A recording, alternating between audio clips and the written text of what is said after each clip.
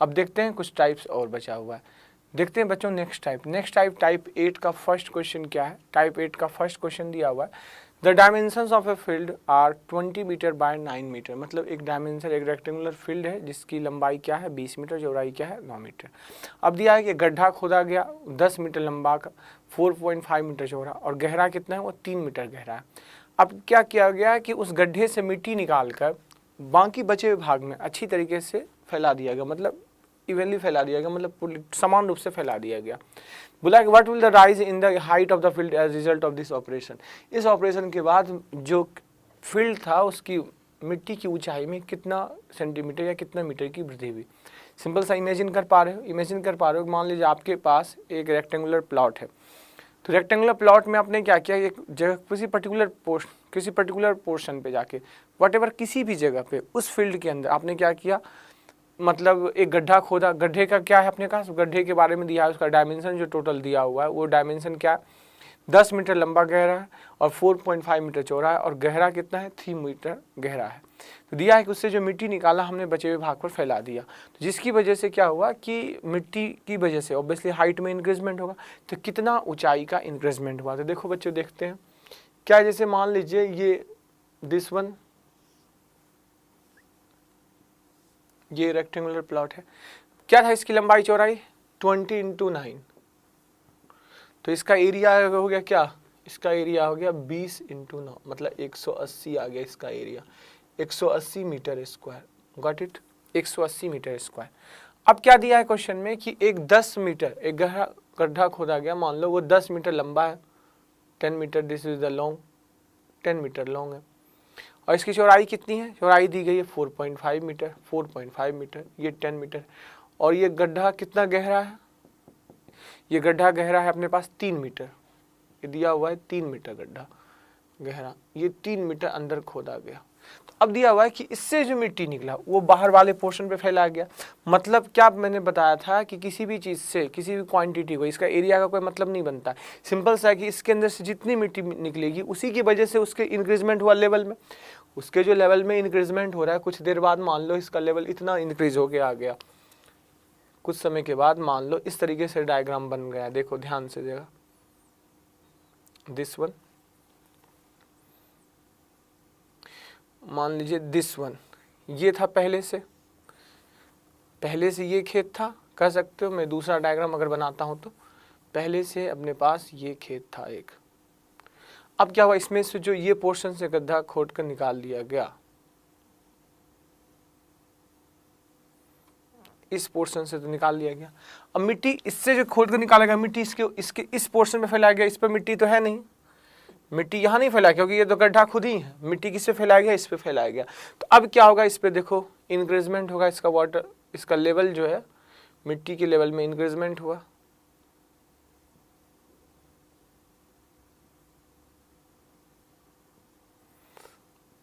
अब जो है इस तरीके से मिट्टी इस तरीके से आ गया, देखो आप, ये हो गया मिट्टी से। तो ये जो इंक्रीजमेंट है सबकी हाइट में, ये इंक्रीजमेंट है इसकी हाइट में, ये इंक्रीजमेंट है इसकी हाइट में, ये इंक्रीजमेंट है इसकी हाइट में। तो ये जो इंक्रीजमेंट हुआ, कितना इंक्रीजमेंट हुआ, तो वही डिपेंड सिंपल सा करता है। आपने बताया था मैंने, वॉल्यूम का फॉर्मूला क्या आता है, area of base into height. तो इसके अंदर जो ये ब्लू कलर का दिख रहा है जिसके ऊपर मिट्टी डाला गया, तो ये एक आयतन है, पर्टिकुलर एक परत जमा हुआ, इसका आयतन का फॉर्मूला क्या था, area of base into height. तो इसका वॉल्यूम क्या हुआ, एरिया ऑफ बेस, इसका बेस एरिया कितना हो गया, टोटल बेस एरिया क्या था 180, टोटल बेस एरिया 180 था, उसमें से इस पोर्शन पे मिट्टी नहीं डाला गया क्योंकि ये खुद गड्ढा है। तो कितना है 10 × 4.5, इतने पोर्शन पे मिट्टी डाला गया, सिर्फ किस पोर्शन पे 180, टोटल 180 था, उसमें से क्या किया 4.5 × 10 L × B, L, इस पोर्शन पे मिट्टी नहीं डाला गया, मतलब इस पोर्शन को हटा दिए। तो अभी इस पोर्शन का एरिया जो ब्लू कलर का दिख रहा है, इसका एरिया ये हुआ, तो एरिया बेस हो गया। हाइट क्या है h, एग्जैक्ट नहीं पता कितनी ऊंचाई तक मिट्टी डाला गया, गॉट इट। तो ये जो मिट्टी की वजह से इसमें हाइट में इंक्रीजमेंट हुआ, वो वॉल्यूम किसके बराबर होगा, किस गड्ढे से कितनी मिट्टी निकाली गई थी। इसके ऊपर जो ब्लू कलर का दिख रहा है आपके पास मिट्टी डाला हुआ, वो टोटल मिट्टी आया कहाँ से, वो मिट्टी आया इस गड्ढे से। इस गड्ढे का आयतन क्या होगा, इसके आयतन के बराबर होगा। तो गड्ढे का आयतन कितना हुआ, देखो LBH, L क्या है 10, बी क्या है 4.5 और एच क्या है 3। Got it. अब देखिए आप 180 में 45 चला गया, this is the what 135 H equal to क्या हुआ, this is the 45 into 3। Got it. तो अपने पास यहाँ से क्या हुआ, एच की वैल्यू 45 से ये कट गया, देखो आप 3 से 3, एच की वैल्यू क्या हो गई 1। तो कितने मीटर का इंक्रीजमेंट हुआ 1 मीटर। सारी चीज़ें मीटर में दी गई थी तो क्या हुआ 1 मीटर का इंक्रीजमेंट हुआ। Got it. एक बार फिर से रिपीट कर देता हूँ, बहुत आसान सा क्वेश्चन था। देखो इमेजिन करना इंपॉर्टेंट था कि अगर आप इसको इमेजिन कर पाते इस क्वेश्चन को तो इजिली सॉल्व करते। इमेजिनेशन क्या था कि अपने पास एक रेक्टेंगुलर प्लॉट था, कितने बाय 20 बाय 9 का, 20 बाय 9 का एक रेक्टेंगुलर प्लॉट था। Got it. अब क्या है 10 बाय 4.5 का गड्ढा खोदा गया, ये गड्ढा खोदा गया। तो अब बचा ये क्या, ये बचा 20 इंटू 9 तो टोटल था, इसमें से 10 इंटू 4/5 का निकाल दिया गया, मतलब 10 इंटू 4/5 का निकाल दिया गया। तो अब इसका एरिया ये हुआ। अब इसके ऊपर क्या डाला गया, मिट्टी डाला गया। तो मिट्टी डालने की वजह से ये क्या हुआ, देखो आप ये इसकी ऊंचाई में मतलब इंक्रीजमेंट हुआ। क्यों, क्योंकि ये कह सकते हो ये 3 डायमेंशन फिगर बन गया। अगर मान लो ये एक प्लॉट है सिंपल सा, तो ये 2 डायमेंशन फिगर दिख रहा है, लेकिन जैसे इसके ऊपर आप मिट्टी डाल दोगे तो ये क्या है क्यूबॉइड टाइप का बन जाएगी चीज़ें। देखो इस तरीके से ऐसा ही हो जाएगा ना कॉन्फ़िगरेशन इसका, देखो आप ये इस तरीके से बन गया। तो क्या हुआ, फॉर्मूला क्या होता है, area of base into height. तो एरिया ऑफ बेस तो यही है 20 इंटू 9 माइनस 10 इंटू 4.5, क्योंकि रिमेनिंग पोर्शन तो चला गया। ये area of base into height H हो गया। तो ये टोटल वॉल्यूम किसके बराबर, इस गड्ढे से जितनी मिट्टी निकाली गई, तो मिट्टी कितनी निकाली 10 इंटू 4.5 इंटू 3 LBH, ये बराबर के एच की वैल्यू क्या आ गई 1 आ गया। Got it. तो ऐसा एक क्वेश्चन और कर लेते हैं बच्चों। देखो बच्चे देखते हैं नेक्स्ट क्वेश्चन। नेक्स्ट क्वेश्चन क्या दिया हुआ है, अपने पास दिया है, यहाँ भी बात कर रहा है एक सिलेंड्रिकल पिट है, मतलब एक कह सकते हो बेलनाकार जो है सिलेंड्रिकल जो है गड्ढा है, जिसकी त्रिज्या क्या है 5 मीटर और उसकी जो है डेप्थ मतलब गहराई जो है वह दिया हुआ है 14 मीटर गहराई। अब क्या किया कि एक कुआं जो सिलेंड्रिकल पिट खोदा गया, इससे जो मिट्टी निकली उस मिट्टी को क्या किया, उसके चारों ओर इवेंचुअली जो है चारों ओर फैलाया गया ऑल अराउंड। किस डेप्थ में, जिसकी मतलब विड्थ जो है जिसकी चौड़ाई जो है 5 मीटर है, 5 मीटर चौड़ा चारों ओर उसकी ओर मिट्टी बिछाया गया। Then find the increment the level all around the pit. तो गड्ढे के चारों ओर जो है हाइट में कितना इंक्रीजमेंट हुआ। देखो बच्चे समझने की बात है, इमेजिन करने की बात है। क्वेश्चन को अगर इमेजिन कर लिए तो बहुत जल्दी समझ में आ जाएगा। क्या दिया है कि सिंपल सा एक गड्ढा खोदा गया, मतलब इसको मैं 3 डायमेंशन फिगर बनाता हूँ। ये मान लो एक जमीन के अंदर गड्ढा खोदा गया। अब जमीन का और लेवल जो है जमीन का वो इस तरीके से कह सकते हो, ये जमीन के अंदर एक गड्ढा खोदा गया, दिस वन मान लो, लेकिन जो लेवल है जमीन का वो क्या है, यही लेवल है। इस तरीके से इमेजिन करो, पहले समझो चीजों को क्या है। तो दिया हुआ इसके बारे में, इसकी रेडियस क्या है, इसका रेडियस दिया हुआ है 5 मीटर, रेडियस क्या है 5 मीटर है। तो रेडियस दिया हुआ है 5 मीटर, रेडियस 5 मीटर और गहराई जो है डेप्थ है वो क्या है 14 मीटर, हाइट दिया हुआ है 14 मीटर। क्लियर। ये दिया हुआ है 14 मीटर। Got it. क्लियर। अब दिया हुआ है कि इसके अंदर से जो मिट्टी निकाली गई वो क्या किया गया, इसके चारों ओर फैला दिया गया इस वे में। मान लो इमेजिन सा ऐसा क्यों, और इस तरीके से फैलाया गया कि इस तरीके, ऐसा नहीं कि इसके चारों ओर इस तरीके से फैला दिया गया। इसके चारों ओर जो फैलाया गया वो किस तरीके से फैलाया गया, दिस वन।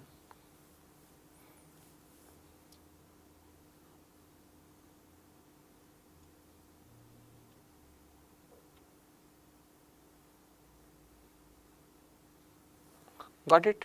क्या हुआ देखो आप, इस कुएं से जो मिट्टी निकाली गई थी उस मिट्टी को इसके चारों ओर फैला दिया गया। तो इस तरीके से डायग्राम बन गया होगा। ये मान लो ये तो जमीन के अंदर वाली चीज है, इसे मत ध्यान देना। जमीन के बाहर तो कुछ ऐसा ही स्पेस बना होगा, जमीन के जो बाहर बना वो कुछ ऐसी चीजें बनी होंगी, देखो आप। Got it. और ये इस तरीके से है,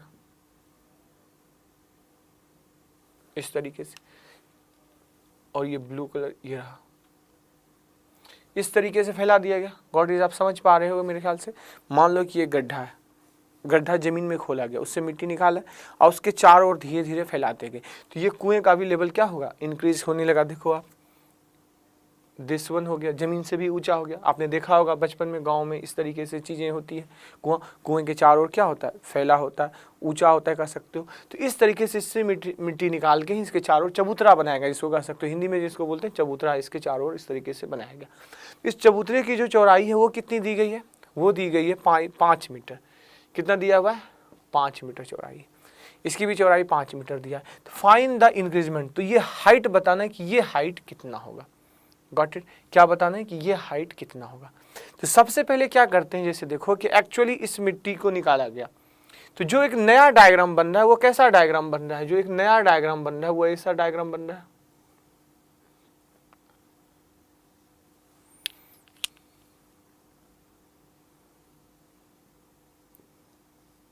कुछ ऐसा सा डायग्राम बन रहा है।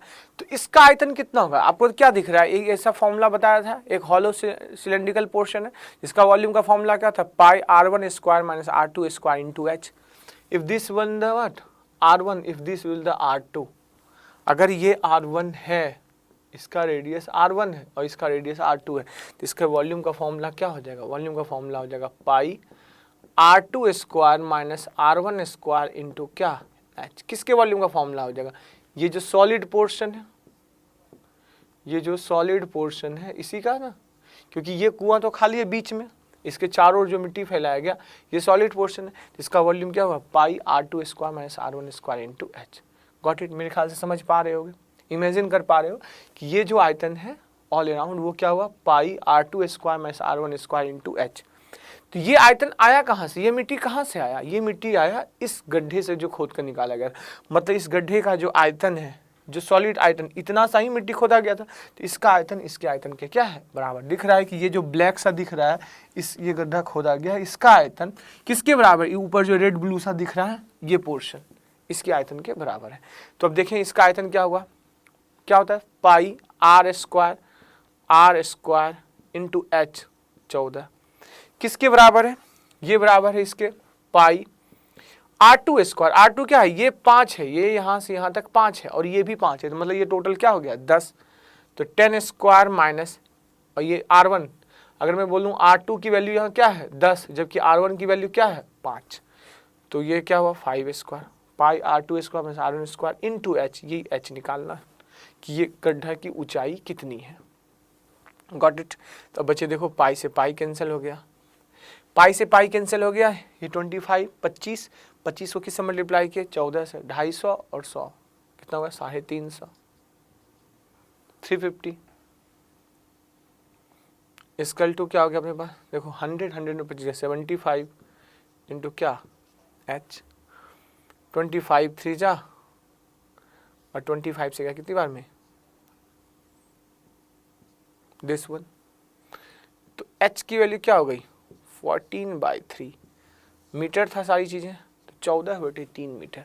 गॉट इट, क्लियर हो गया, मेरे ख्याल से चीज़ें समझ में आ गई होंगी। एक बार फिर से रिपीट कर देता हूँ। देखो बच्चे, कुछ भी नहीं था ऐसे क्वेश्चन में, कोई कैलकुलेशन नहीं होता, ऐसे क्वेश्चन को क्या करता है इमेजिन करना होता है। मैं पहले ही बता चुका हूँ, menstruation is the part of the imagination. Menstruation में अगर अच्छे क्वेश्चन तभी बना पाओगे जब आपकी इमेजिनेशन अच्छी हो। मेंस लेवल के क्वेश्चन कर सकते हो, प्री लेवल पे सिंपल से बेसिक फॉर्मूले बेसिस क्वेश्चन आते हैं, ऑप्शन से बना सकते हो। मैं वैसे क्वेश्चन की प्रैक्टिस करवाऊंगा आपको बाद में कि जिसमें ऑप्शन से बना सकते हैं। बहुत ईजी से क्वेश्चन होते हैं, पाई से रिलेटेड होते हैं, आई थिंक 11 के मल्टीपल्स वाले थ्योरम्स होते हैं कुछ कि 11 के मल्टीपल, लेकिन वो कह सकते हो वैसे क्वेश्चन अबाउट आउटडेटेड हो चुके हैं। पहले आते थे 11 के मल्टीपल्स वाले क्वेश्चन कि आप ऑप्शन से देखो और 11 से डिवाइड करो, जो कट गया वो चीज़ें बन जाती थी, तो वो काफ़ी पुरानी बात हो चुकी है। बट वैसे क्वेश्चंस की भी प्रैक्टिस मैं करवा दूंगा, और वो भी बिल्कुल इजी से क्वेश्चंस होते हैं, 1 टाइप 2 टाइप क्वेश्चंस बनते हैं उससे। तो मैं बात कर रहा था इसकी, जो प्री के क्वेश्चंस होते हैं वो होते हैं बहुत इजी से क्वेश्चंस होते हैं, आप बेसिकली इजीली सॉल्व कर सकते हो। लेकिन जो मेंस लेवल का कुछ क्वेश्चंस होते हैं, सारे क्वेश्चन की बात नहीं कर रहा हूँ, मेंस में अगर मेरे ख्याल से मेंस्ट्रुएशन में 6 से 7 क्वेश्चंस बनते हैं, तो मेरे ख्याल से उसमें 3 से 4 क्वेश्चन तो अच्छे हो गए, मतलब आप बेसिकली फॉर्मूले से प्रीवियस से रिलेटेड क्वेश्चन होते हैं, इजीली सॉल्व कर लोगे। लेकिन 2-3 क्वेश्चन होते हैं जिसमें कॉन्सेप्ट लगता है, कर सकते इमेजिनेशन होती है, ये इमेजिनेशन वाले ही क्वेश्चन है कि क्या बेसिकली किया गया था, इससे मिट्टी निकाल के खोदा गया, तो इससे जो खोद के मिट्टी निकाला गया मतलब उसका आयतन क्या हुआ पाई r square h, cylindrical portion है, पाई r रेडियस है, h दिया हुआ। अब इससे खोद के मिट्टी निकाल के जो एक इमेजिनरी सा दिख रहा है, ये चबूतरा सा बना हुआ है कुएं के चारों ओर इस तरीके से हाइट लगा के, तो इसका आयतन ये जो ब्लैक सा दिख रहा है पोर्शन, दिस वन जो सॉलिड पोर्शन दिख रहा है, जो ये क्या दिख रहा है, this is the solid portion, ये सॉलिड पोर्शन दिख रहा है। तो इस सॉलिड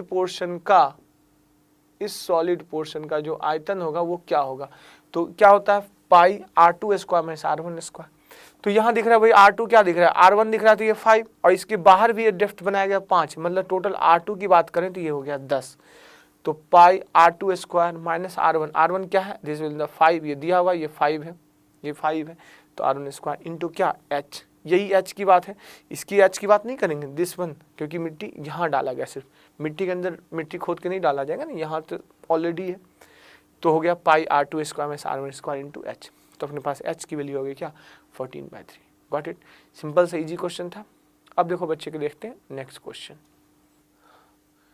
देखो बच्चे नेक्स्ट क्वेश्चन क्या है, नेक्स्ट क्वेश्चन अपने पास आ रहा है, find the radius of maximum size sphere which can be inscribed or put in a cone whose base radius and height are 6 cm and 8 cm respectively।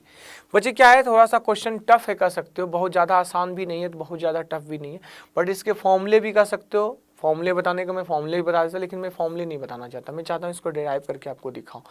ये trigonometry method से भी बना सकता है और ये सिमिलरिटी मेथड से भी बना सकता है। तो मैं बताता हूँ पहले इस क्वेश्चन को डायग्राम बनाने के बाद एज ए स्टूडेंट में सबसे पहले कैसे अप्रोच करता है, कैसे समझ में आ जा, अगर ऐसे क्वेश्चन टफ क्वेश्चन अगर पेपर में आ जाए तो कैसे माइंड क्लिक करेगा उस टाइम पे एट द मोमेंट कि इस क्वेश्चन को बनाया कैसे जाए।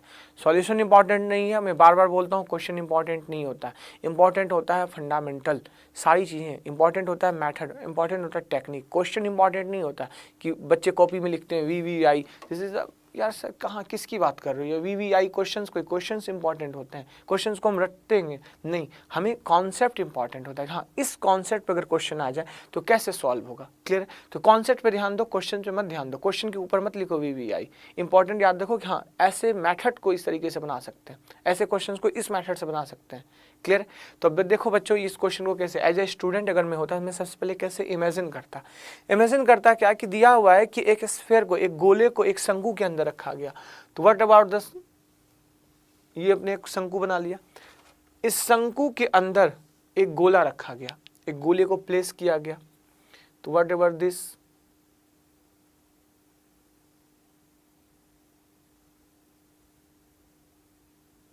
हमने प्लेस कर दिया मैक्सिमम साइज का। अब जो इसको प्लेस किया हूं तो ये इस पोर्शन को टच कर रहा है, दिस वन। तो अब देखिए आप यहां से, ये इसका क्या है, रेडियस है,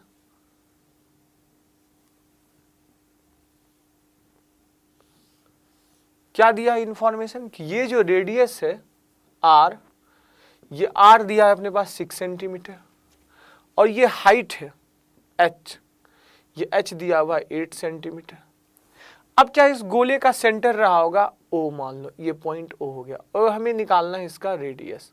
बच्चे क्या निकालना है, रेडियस। तो अब देखो ध्यान से इंफॉर्मेशन क्या है, रेडियस देखो ये गोला स्फीयर है तो इस पे ये टेंजेंट है, ये 90 बना रहा है, 90 बनाएगा ना। आप सबको पता है कि टेंजेंट जो होती है वो क्या होता है, रेडियस जो है टेंजेंट के साथ, त्रिज्या जो है टेंजेंट के साथ क्या बनाती है, 90 डिग्री। वैसे ही देखो यहाँ भी ये टेंजेंट ही तो है, ये टच कर रहा है ना, ये गोला ऊपरी पोर्शन को टच कर रहा है, मतलब इसके बेस के साथ यहाँ क्या बना रहा है, 90 बना रहा है। तो ये अपने पास मान लीजिए A पॉइंट है, ये B पॉइंट है, this will the C and this will the D। Got it, अपने पास ये इंफॉर्मेशन आ गया। बस इतनी सी बात है, ध्यान से देखना। ये क्या इस तरीके से एक डायग्राम बन गया, ये A है, ये C है, ये अपने पास B है, ये O है, और यहाँ इस तरीके से this one the O point and just see it, this is the D point। इस तरीके से एक त्रिभुज बन गया। अब क्या दिख रहा है, कहने का ये मेंसुरेशन, लेकिन आ गया इसमें क्या है, ज्योमेट्री। कहने का है ये मेंसुरेशन का क्वेश्चन है कि ये मेंसुरेशन क्वेश्चन, लेकिन आ गया इसमें क्या, ज्योमेट्री। अब जो जो इन्फॉर्मेशन दिया उसमें पुट करें। देखो ये रेडियस दिया हुआ है 6, दिस अबाउट द व्हाट, ये B था, ये 6 दिया हुआ है, हमने ये लिख दिया 6। Got it. ये टोटल हाइट H 8 दिया हुआ है, ये रेडियस अपने पास, ये जो पोर्शन ये क्या है, रेडियस है, OA जो है क्या है, रेडियस है, this is also R, this is R, this is also R, ये भी R है। Got it. अब ये पोर्शन क्या हुआ, H माइनस R, ये पोर्शन है H माइनस R। अब इंपॉर्टेंट देखो बच्चे कि ये R है, ये जो R है ये। अब एक इंफॉर्मेशन और आपको शायद पता होगा कि किसी भी सर्कल में किसी बाहरी पॉइंट से अगर हम दो टेंजेंट खींचते हैं तो ये दोनों आपस में क्या होता है, बराबर होता है। देखो बच्चे ये सर्कल है, इस पर एक टेंजेंट ड्रॉ कर रहा है सी पॉइंट से तो ये आर, और यहाँ से एक डी पॉइंट से तो ये भी आर। तो बच्चे क्या दिख रहा है, अगर ये 6 है तो ये भी 6 है, ये 6 है तो ये भी 6 है। और टोटल अब ध्यान से देखो, ये अपने पास दिया हुआ है 6 और ये दिया हुआ है 8, तो पाइथागोरस थ्योरम से क्या ये 10 होगा या नहीं होगा। बच्चे ध्यान से देखो डायग्राम को कि इस तरीके से ये 6 है ये 8 है, पाइथागोरस थ्योरम से क्या यह 10 होगा या नहीं होगा, बिल्कुल 10 होगा। 10 होगा तो ये अपने पास 6 था तो ये भी क्या हो गया, 4 हो गया, कोई डाउट नहीं। तो अब अपने पास क्या दिया हुआ है, सिंपल सा ये एंगल थीटा ले लो। ट्रिग्नोमेट्री की अगर बनाना चाहते हो तो ट्रिग्नोमेट्री इक्वल टू क्या होता है, theta equal tan theta equal to P by B. सारी इन्फॉर्मेशन अपने पास, ये r है, ये 4 है, ये h माइनस आर है और h माइनस आर अप्रोक्सीमेट। तो अब इस क्वेश्चन को अगर हम ध्यान से देखें तो ACB को देखो, ACB what about the ACB। तो ACB में अगर मैं देखूं कि tan थीटा की वैल्यू पुट करने की कोशिश करूं तो tan थीटा इक्वल टू क्या होगा अपने पास 6/8। tan theta equal to P by B होता है, लंब अपॉन आधार।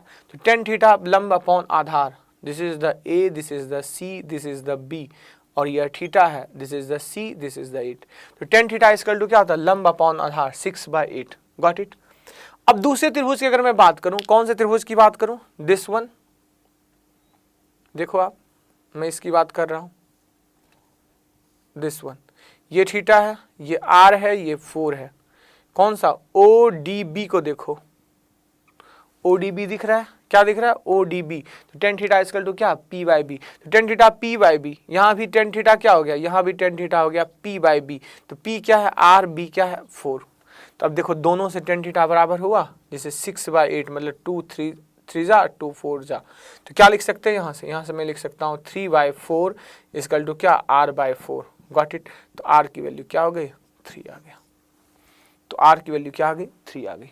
तो आपको समझ में आ गया होगा। एक बार फिर से रिपीट कर देता हूँ, सिंपल सा था क्वेश्चन, कुछ भी कैलकुलेशन नहीं था, लेकिन क्या है देखो आप, ट्रिग्नोमेट्री, ज्योमेट्री और मेंसुरेशन तीनों का मिक्सचर क्वेश्चन है। रटने का मैं इसका फॉर्मूला रटा देता कि बच्चे इसका फॉर्मूला मैं बता भी दूंगा इसका रटने का फॉर्मूला क्या है, लेकिन बच्चे मैं फॉर्मूले रटने की बात नहीं कर रहा हूँ। कुछ बच्चों के दिमाग में ये भी आ रहा है सर इतना टफ क्वेश्चन क्या है, छोड़ दो पेपर में। नो डाउट पेपर में आप इसे छोड़ के आना, मैं नहीं बोलता पेपर में आप इसे बना ही लेना, मैं एक सिंपल सी थ्योरी बता रहा हूँ। लेकिन ऐसे क्वेश्चंस की प्रैक्टिस से क्या होता है, अगर पेपर से पहले घर पे अगर ऐसे क्वेश्चंस की भी प्रैक्टिस करते हो तो आपका कॉन्सेप्ट काफ़ी क्लियर होता है, काफ़ी ज़्यादा कॉन्फिडेंस लेवल हाई हो जाता है। तो पेपर में अगर 1-2 क्वेश्चंस टफ भी आ जाते हैं तो आपका कॉन्फिडेंस नहीं लूज होगा, you can solve it also. नहीं भी बता पाओगे फिर भी समझ में आ जाएगा कि ये क्वेश्चन ऐसे बनेगा, चलो कोई बात नहीं, इसे हम बाद में सॉल्व करेंगे। तो एक कॉन्फिडेंस बूस्टअप करने के लिए, कॉन्सेप्ट को क्लियर करने के लिए ऐसे क्वेश्चन की प्रैक्टिस की जाती है। लेकिन कब, पहले बेसिक क्वेश्चन बनाओ, बेसिक क्वेश्चन को समझो, फिर उससे हाई लेवल के क्वेश्चन, और फाइनली देख रहे हो कि मेंसुरेशन खत्म होने वाला है, मेंसुरेशन में काफी सारे हमने क्वेश्चन किए, तब जाके मैं ऐसे क्वेश्चंस को डिस्कस कर रहा हूं कि जहां आपका कॉन्सेप्ट लेवल सही हो सके। तो देखो बच्चे मैं एक बार फिर से रिपीट करता हूं, सिंपल सा क्या था, अपने पास एक शंकु है, शंकु के अंदर एक गोला डाला गया, तो गोला की मैक्सिमम रेडियस क्या होगा, तो मैक्सिमम कब होगा, जब इसके सारी भुजाओं को टच करेगा, इसको टच करेगा, इसको टच करेगा, इसको टच करेगा। मैक्सिमम की लाइन, मैक्सिमम लाइन की मीनिंग होती है कोई भी चीज कि मैं किसी से ज्यादा चीज, जैसे मान लो आप किसी कमरे के अंदर बैठे हो, बोला कि मैक्सिमम रेडियस का एक स्फीयर क्या होना चाहिए, मतलब कमरे के चारों दीवारों ऊपर नीचे 6 भुजाओं को टच करता होना चाहिए। तो वही चीज मैक्सिमम का कॉन्सेप्ट यही होता है कि ये टच कर रहा है, ये आर है अपने पास, ये आर है, ये आर, इस तरीके से सर। अब जैसे बच्चे देखो कि यहाँ से ये देखो, ये दिया हुआ इसका, ये 6 था, ये टोटल 8 था, ये टोटल क्या हो जाएगा 10। अब ये इसको टच कर रहा है तो ये हुआ रेडियस, ये भी हुआ रेडियस, देखो ये रेडियस, ये भी रेडियस। तो क्या अपने पास है देखो, अब ध्यान से देखते हैं, जो मोस्ट एक इंपॉर्टेंट था, इसमें हल्की सी ज्योमेट्री लगी कि सी बिंदु से 2 टेंजेंट ड्रॉ हुए हैं स्फीयर पे, कौन से, इस गोले पर या ये सर्कल पे 2 टेंजेंट ड्रॉ हुए, मतलब CA और CD बराबर होगा या नहीं होगा। CA और CD देखो दिस वे, यहां से अगर मैं ले लूं इसको C, इसको A, इसको D, तो CA और CD बराबर होगा। तो अगर यह 6 है तो ये भी 6 है, व्हाट इट, और ये 6 है तो टोटल क्या था 10, तो ये क्या हो गया 4, तो इतनी सी लेंथ हो गई 4। Got it. ये रेडियस दिया हुआ है, तो ये अपने पास थीटा है, तो tan थीटा इक्वल टू क्या होता है, लंब अपॉन आधार, तो लंब है r और आधार है 4, तो tan theta equal to r/4। तो अगर tan थीटा की वैल्यू आ जाएगी तो क्वेश्चन इजीली सॉल्व हो जाएगा। अब देखो इसी त्रिभुज में सी बी को गौर से देखो, अगर मैं ए सी बी को देखता हूँ, what about the A C B को गौर से देखो, तो ए सी बी को देखा, देखो ये 6 है, ये टोटल 8 है, ये थीटा, तो टेन थीटा इक्वल टू क्या, पी बाई बी, 6/8, तो हमने लिख दिया 6/8। तो यहाँ क्या दिख रहा है, 3/4 टेन थीटा, यहाँ टेन थीटा r/4, तो 3/4 इक्वल टू r/4, मतलब r की वैल्यू क्या हो गया, 3 हो गया। तो सिंपल सा क्या था क्वेश्चन में, कोई कैलकुलेशन था नहीं, सिंपल से 2-3 थ्योरम्स। पहला थ्योरम कि ये माइंड में आना चाहिए कि सर्कल के किसी बाहरी पॉइंट से दो डालेंगे, सबको पता है ये चीजें कि बाहरी बिंदु से अगर 2 टेंजेंट डालेंगे तो वो दोनों बराबर होगा, लेकिन पेपर में एट द मोमेंट याद होना ये इंपॉर्टेंट पार्ट है, पहली चीज। दूसरी चीजें ये सबको पता है कि मैक्सिमम साइज मतलब ये क्या चीजें, वो उसको टच करता होगा, मतलब ये टच कर रहा है, रेडियस टेंजेंट पे क्या आता है 90, रेडियस टेंजेंट पे क्या बनाता है 90। दूसरी चीजें, तीसरी चीजें सबको पता होना चाहिए, टेन थीटा इक्वल टू क्या होता है, लंब अपॉन आधार। तो ऐसा 3 चीजें हमने इसमें यूज किया, पहला कि देखो ये दोनों बराबर, दूसरा कि टेंजेंट पे 90 बनाता है, तीसरा कि tan theta equal to P by B. तो बताओ बच्चे, ये 3 एलिमेंट में से कौन सा ऐसा एलिमेंट है जो तुम्हें नहीं पता?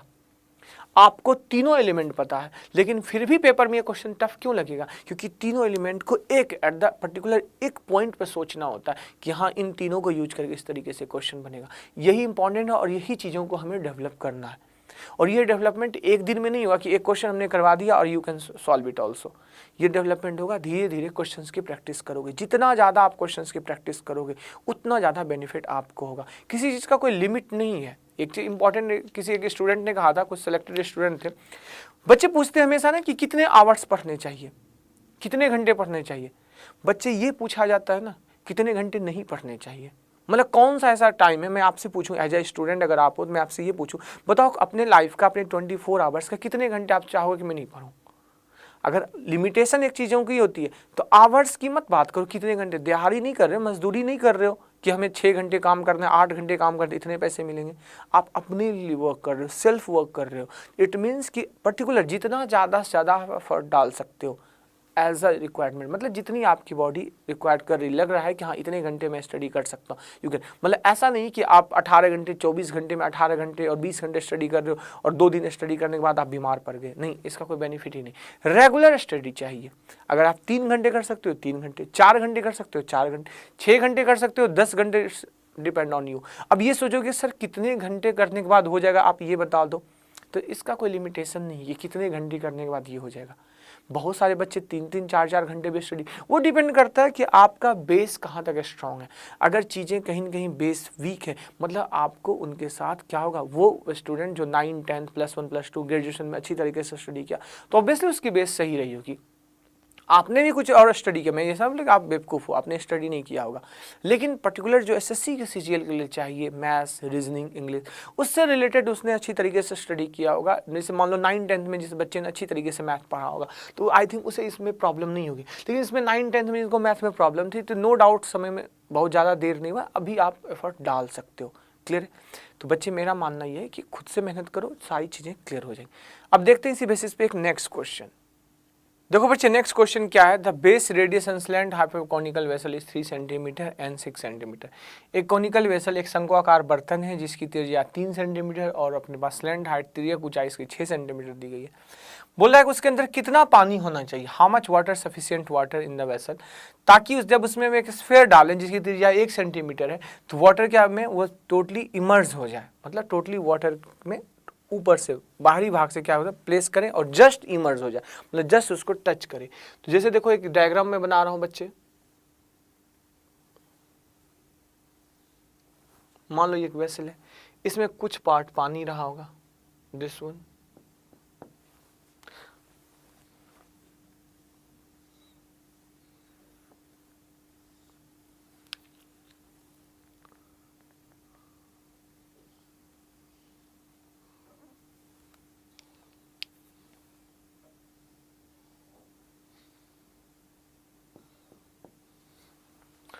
देखो बच्चे जैसे हमने इसे फिट किया तो ये क्या हो गया, यहाँ तक पानी पहुंच गया, मतलब जस्ट इमर्ज हो गया। तो अब बोला कि पहले से इसकी वॉल्यूम क्या रही होगी, तो इसकी वॉल्यूम कैसे निकालेंगे, देखो आप कैसे पता चलेगा कि इसकी वॉल्यूम क्या होगी, पहले से इसमें कितना पानी था। अब ध्यान से देखते हैं, अगर हम क्या दिया है इस क्वेश्चन में, इस क्वेश्चन में दिया है कि इसका बेस रेडियस 3 है और स्लैंट हाइट 6 है, गॉट इट। तो अगर मैं ये 3 है इसको भी मिला दूं तो ये भी हो गया 3 मतलब कह सकते हो कि ये यहाँ से यहाँ तक क्या हो गया, 6 हो गया, ये भी 6, और ये स्लैंट हाइट 6 है ही। मतलब क्या दिख रहा है, इसका जो बेस है एक बेस टाइप से ये एक इक्विलेटरल है या नहीं, इक्विलेटरल दिख रहा है। क्यों, 6 6 6, स्लैंट हाइट तो 6 6 था ही और रेडियस 3 था। अब जैसे ये रेडियस 3 है तो ये भी 3, तो टोटल डायमीटर कितना हुआ, 6 6 6 6, मतलब इक्विलेटरल ट्रायंगल। इक्विलेटरल ट्रायंगल मतलब यहाँ से अगर मैं डालूं तो वर्टिकल एंगल जो इसका क्या हो गया, 30 डिग्री। तो अपने पास एक चीज़ें इन्फॉर्मेशन आ गया कि इसका वर्टिकल एंगल जो है वो आ गया 30 degree, this will the 30 degree, got it. अब इसका रेडियस 1 है, यहाँ से परपेंडिकुलर डाला, ये 1 दिया हुआ है, क्या दिया हुआ है, दिस इज द 1, ये 1 दिया हुआ है, गॉट इट। तो बच्चे ये 1 है, ये पोर्शन में यहाँ से यहाँ तक की बात करूँ तो यहाँ से यहाँ तक ये क्या है, अब देखो यहाँ से मैं लिख सकता हूँ, अगर ये 1 है तो यहाँ मैं ये निकाल सकता हूँ। तो यहाँ से हमने लिखा 1030, 1030 इसका टू क्या अपने पास 1030 निकल p/b, ये लेंथ आएगा। लेकिन अपने को ये लेंथ नहीं चाहिए, अगर ये o है, ये a पॉइंट है, ये o ले लो, ये a, ये b, ये c ले लो, इस तरीके से। तो अगर मैं बात करूं इन ट्रायंगल OCB, ये 1030 है, 1030 इसका टू क्या होता है, p/b। तो ये 1 है, ये OB निकालना है, तो OB 10 के फॉर्मूले से आएगा नहीं। क्यों, क्योंकि अगर इस ट्रायंगल में ये बेस है, ये लंब है, तो ये क्या है, कर्ण है। तो अपने को ये चाहिए, OB चाहिए। तो OB चाहिए इस क्वेश्चन में, तो OB निकालने के लिए हम क्या लिखेंगे, हम OB निकालने के लिए साइन का फॉर्मूला लिखेंगे। तो sin 30 इक्वल टू क्या, p/b। sin 30 इक्वल टू क्या, p/h, मतलब 1/OB। sin 30 की वैल्यू क्या, half equal to half 1/OB। तो OB इक्वल टू क्या हो गया, 2। तो OB की लंबाई 2 हो गई। तो अगर ये यहाँ तक 2 है और ये यहाँ तक क्या है, 1 है, तो टोटल ये पॉइंट मान लो D लिया, तो BD की लंबाई क्या हो गई, 3 आ गई। BD की लंबाई यहाँ से यहाँ तक ये क्या आ गया, 3 आ गया। अब सबसे इंपॉर्टेंट बात है कि ये सब करेंगे क्यों ऐसा। सबसे पहले सोचना ये था इस क्वेश्चन में कि ये सब क्यों कर रहे हैं, कैसे पता चला कि हम ये सब करेंगे।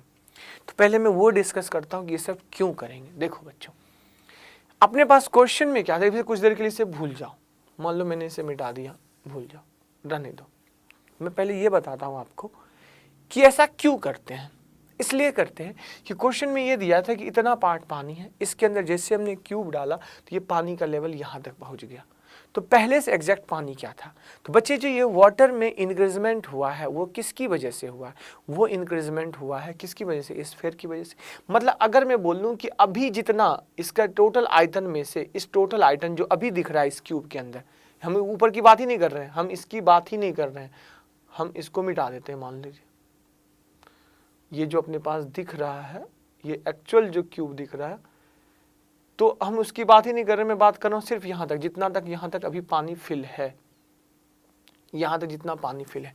तो अगर मैं बोलता हूँ कि अभी इस क्यूब की ऊंचाई आ जाए, मान लो ये h आ जाए और ये रेडियस आ जाए, तो 1/3 पाई r स्क्वायर h में अगर हम क्यूब का, मैं बोल दूँ कि इसका पानी, इसका वॉल्यूम जो होगा वो क्या होगा, अभी 1/3 पाई r स्क्वायर इंटू h में से क्या माइनस कर दूं, इससे स्फीयर का वॉल्यूम माइनस कर दूं, मतलब स्फीयर का वॉल्यूम क्या होगा 4/3 पाई, और रेडियस इसका क्या है 1 दिया है, 4/3 पाई r क्यूब। मतलब इसका अगर ये रेडियस और यह हाइट पता चल गया तो अपने पास ये क्वेश्चन बन जाएगा। देखो क्वेश्चन बनाने के टेक्निक सबसे पहले सीखते कहाँ से। इसके अंदर पानी था, पानी के अंदर हमने एक स्फीयर डाला, स्फीयर की वजह से इसका लेवल यहाँ तक पहुँच गया, जस्ट टच कर रहा है, इमर्ज है इसके अंदर, जस्ट टचिंग। तो अब पूछ रहा है क्या कि इसके अंदर ये कितना वाटर था, तो ये वाटर का इंक्रीजमेंट इस टोटल वॉल्यूम में से, अभी जो दिख रहा है इसके अंदर वॉल्यूम, इस वॉल्यूम में से अगर मैं स्फीयर के वॉल्यूम को माइनस कर दूं तो जो बचा वो किसका वॉल्यूम होगा, इस पानी का वॉल्यूम होगा। तो ये टोटल क्या हुआ 1/3 पाई r स्क्वायर h में से क्या 4/3 पाई r क्यू माइनस करूँ, मतलब r और h निकालना है। तो अपना टारगेट क्या है, r निकालूँ और h निकालूँ। तो अब अपना टारगेट है कि मैं r निकाल दूँ और h निकाल दूँ। तो अब इस टारगेट को कंसीव करने के लिए हम क्या करेंगे कि यह 30 डिग्री दिया हुआ है, कितना दिया है 30 डिग्री। तो अगर अपने पास ये आ जाए, ये आ जाएगा। तो 1030 की अगर मैं बात करूं कि 1030 इसकल टू क्या हो गया p/b, ये r, ये अपने पास p क्या है r, और ये टोटल क्या है ये आ जाए। तो इसके लिए अपने को क्या चाहिए कि देखो ध्यान से बच्चे, ये जो दिया हुआ ये तो 1 पता है क्योंकि ये रेडियस, ये भी 1 पता है, लेकिन अगर OB आ जाएगा सारी चीजें पता चल जाएगी। तो सबसे पहले OB निकालना टारगेट था। तो OB निकालने के लिए हमने क्या किया, ध्यान से देखिए आप, हमने इस तरीके से लिखा, दिस इज द 30 OCB। बच्चे क्या है कि हमें OB निकालना है। तो OB निकालने के लिए क्या फॉर्मूला दिख रहा है, ये अगर एंगल किसी भी त्रिभुज में अगर यह एंगल दिया हुआ है तो ये क्या होता है बेस, ये होता है लंब, ये होता है हाइपोटेन्यूस। तो साइन का फॉर्मूला क्या होता है, साइन थीटा, अभी ट्रिग्नोमेट्री करवाऊंगा आपको, साइन थीटा इक्वल टू क्या होता है, लंब अपॉन क्या, लंब अपॉन कर्ण P/H, P/H, P क्या है अपने पास ये 1, P/H, H क्या है OB, और यहाँ साइन 30, साइन थीटा है क्या, साइन 30 है, तो साइन 30 इक्वल टू 1/OB, तो हाफ इक्वल टू 1/OB, तो OB इक्वल टू क्या हो गया 2, तो OB की लंबाई आ गई 2। अब बच्चे जैसे ये 2 आ गया तो ये टोटल यहाँ से यहाँ तक H की वैल्यू क्या आ गई, 3 आ गई। अब H की वैल्यू 3 आ गई। अब दूसरा त्रिभुज हमने लगाया, दिस वन, ये R है, ये 3 है और ये 30 है। तो क्या लिखेंगे बच्चे, देखो आप, tan 30 क्योंकि ये 90 डिग्री है, तो tan थीटा इक्वल टू क्या होता है, लंब अपॉन आधार। तो लंब क्या है R, आधार क्या है 3, तो tan 30 लंब अपॉन आधार, tan 30 की वैल्यू क्या होती है 1/√3 इक्वल टू R/3। तो यहाँ से R की वैल्यू क्या आ गया √3, यहाँ से वैल्यू R की वैल्यू √3। अब इसमें पुट कर दीजिए, 1/3 पाई R स्क्वायर, R क्या है √3 का स्क्वायर, इंटू H, H क्या आ गया 3, माइनस 4/3 पाई। तो देखो बच्चे π/3 कॉमन आ गया दोनों में, π/3 कॉमन आ गया तो √3 का स्क्वायर क्या हो गया 3, 3 इंटू 3 9, 9 माइनस 4, तो ये क्या आ गया 5π/3। गॉट इट, इसका आयतन आ गया 5π/3। क्लियर है। एक बार फिर से देख लो, काफी कॉम्प्लिकेटेड सा क्वेश्चन दिख रहा है, नो डाउट काफी कॉम्प्लिकेटेड क्वेश्चन है, रटना नहीं है क्वेश्चन को, मैं फिर से रिपीट कर रहा हूँ, क्वेश्चन को रटना नहीं है। रटने के लिए मैं डायरेक्ट फॉर्मूले लिख दूँ कि बच्चे ये लिख देना आंसर आ जाएगा, हमें रटना नहीं है, चीज़ों को समझना है। जब 2 बार बना लोगे ना, तीसरी बार अपने आप समझ में आ जाएगा और वो कभी नहीं भूलोगे पेपर में, और रट लोगे वो फॉर्मूला, और अगली बार कन्फर्म है कि पेपर में जाकर कन्फ्यूज हो गए इस क्वेश्चन के लिए वो फॉर्मूला था या दूसरे क्वेश्चन के लिए फॉर्मूला था। देखो बच्चे क्या है, सबसे पहले इंपॉर्टेंट बात क्या था, सबसे इमेजिन करो, इसे भूल जाओ चीज़ों को। मान लीजिए ये एक कोनिकल फ्लैक्स है, कोनिकल एक बर्तन है मान लो एक, उसके अंदर कुछ पानी है, कुछ भाग पानी भरा हुआ है, इमेजिन करो। अब उसने आपने क्या किया, उसमें से एक गोला डाल दिया, जैसे गोला डाला तो पानी का लेवल इस तरीके से आएगा कि गोले को जस्ट टच कर रहा है। बोला ये गया कि पहले से गोले का आयतन, मतलब पहले से गोले डालने से पहले इसमें कितना पानी था, पानी का आयतन ज्ञात करें।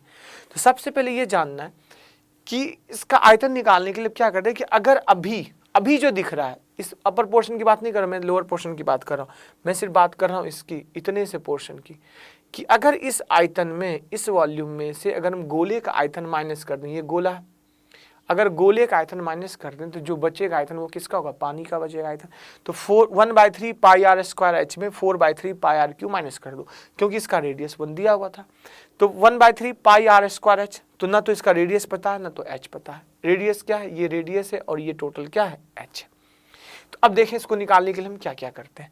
सबसे पहले तो ये दिया होता है कि ये 3 है, ये माइंड में आ जाएगा कि ये 3 था टोटल और ये 6 था, तो ये 3 तो ये भी 3, अब ये टोटल 6, ये भी 6, ये भी 6, मतलब ये क्या हुआ 60 डिग्री, तो ये इतना सा पोर्शन क्या हो गया 30 डिग्री। देखो बच्चे ये क्यों 3 दिया होता है, अगर 3 की जगह पे ये 4 होता तो आई थिंक कॉम्प्लिकेटेड हो जाता क्वेश्चन, फिर डायरेक्ट हमें tan थीटा की वैल्यू नहीं आती, थीटा नहीं आता, नो डाउट हमारे पास tan थीटा आ जाता, tan थीटा की वैल्यू हम यहाँ दोनों जगह पुट कर देते आंसर आ जाता, या tan थीटा दिया होता तो हम sin थीटा cos थीटा निकाल लेते, वो बात अलग है। क्लियर है। लेकिन हम यहाँ बात करेंगे किसकी, ये 30 दिया है, इसको मैं ट्रिपलेट से भी बनाऊंगा। अभी जस्ट रुक जाओ 2 सेकंड, आप इसे रुको, मैं इसे ट्रिपलेट से बनाऊंगा, देखो कितनी जल्दी सॉल्व होगा। तो अपने पास क्या है, ये 30 डिग्री था, ये समझ में आया 60 था तो ये 30 हो गया। अब इतना सा एंगल हो गया अपने पास 30, इतना सा जो एंगल हो गया वो क्या हो गया 30 डिग्री। अब जैसे ये 30 डिग्री आ गया और ये देखो टेंजेंट पे परपेंडिकुलर, मतलब ये 1 है, तो ये OB कितना हो जाएगा 2 हो जाएगा। क्योंकि देखो बच्चे ट्रिपलेट भी अपने को याद होना चाहिए। ट्रिपलेट क्या याद होना चाहिए, देखो ध्यान से कि 30, देखो एक चीज़ बता देता हूँ, इसके साथ ही बताता हूँ ट्रिपलेट का कॉन्सेप्ट, ये आगे मैं ट्रिग्नोमेट्री में करवाने वाला था लेकिन अभी भी बता देता हूँ। ये चीज़ें इंपॉर्टेंट है, 3 चीज़ें इंपॉर्टेंट है। सबसे पहले तो होता है अपने पास अगर 30 डिग्री दिया हो तो tan 30 क्या होता है 1/√3, तो P 1/√3, अगर ये 1 है ये √3 है तो ये क्या होगा 2 होगा। अगर यह 45 है, 45 में क्या होता है, ये 1, 45 1 होता है, 10 p/b 1 1, तो ये क्या √2। बच्चे देखो क्या होता है 45 में, ये याद रखना, ये 1 तो ये √3, ये किसका है 45 डिग्री का है, ये क्या है 45 डिग्री।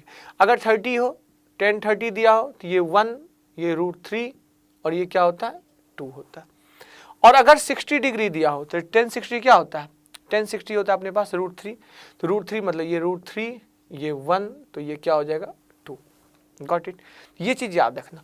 तो अब अपने को क्या है कि देखो मैं इसको फिर से समझाता हूं इस तरीके से, ये ट्रिपलेट अगर याद हो गया तो अब इसे कैसे करते हैं। तो अपने को टारगेट क्या था कि ये 30 है, ये 1 है, तो जैसे ये 30 है 1, तो ये OB क्या हो गया 2, ये OB क्या हो गया 2, तो अब ये OB हो गया 2। अब इस तरीके से हमने लिख दिया, ये अपने पास OB क्या आ चुका है 2, तो ये 2 और ये 1, क्योंकि ये रेडियस यहाँ से यहाँ तक क्या है 1, तो ये 3 आ गया। देखो ये 30 डिग्री है और अपने पास क्या है ये R है, ये क्या है R है। तो दिख रहा है 30 का कॉन्सेप्ट, 30 के कॉन्सेप्ट में क्या दिख रहा है कि ये 1 है अपने पास और दूसरा क्या है √3 है, ये 1 है दूसरा क्या है √3 है, तो ये क्या हो जाता है 2। तो इस बार ये क्या दिया हुआ this one the 3, this one the R, तो यहाँ से लिख सकते हो, यहाँ से लिख सकते हो आप 10 30 इसका टू क्या p/b, तो p/b p क्या हुआ R/3, 10 30 क्या हुआ अपने पास देखो ध्यान से 1/√3 इसका टू क्या R/3, तो R की वैल्यू कितनी आ गई, यहाँ से R की वैल्यू आ गई √3, R की वैल्यू √3 आ चुकी है। ऑलरेडी H की वैल्यू क्या हो चुकी है, यहाँ देखो आप H की वैल्यू 3 आ चुकी है, क्योंकि this is the 2 this is the 1, यहीं से देखो H ही तो है, ये H इक्वल टू 3, तुमने पास पुट कर दी और फाइनली आंसर आ गया। Got it. अब देखो बच्चे ये कर कंप्लीट हो गया अपने पास। अब अपने पास बचा हुआ है प्रिज्म और पिरामिड, तो हम प्रिज्म और पिरामिड को डिस्कस करते हैं। देखो बच्चों अपने पास है एक नेक्स्ट टॉपिक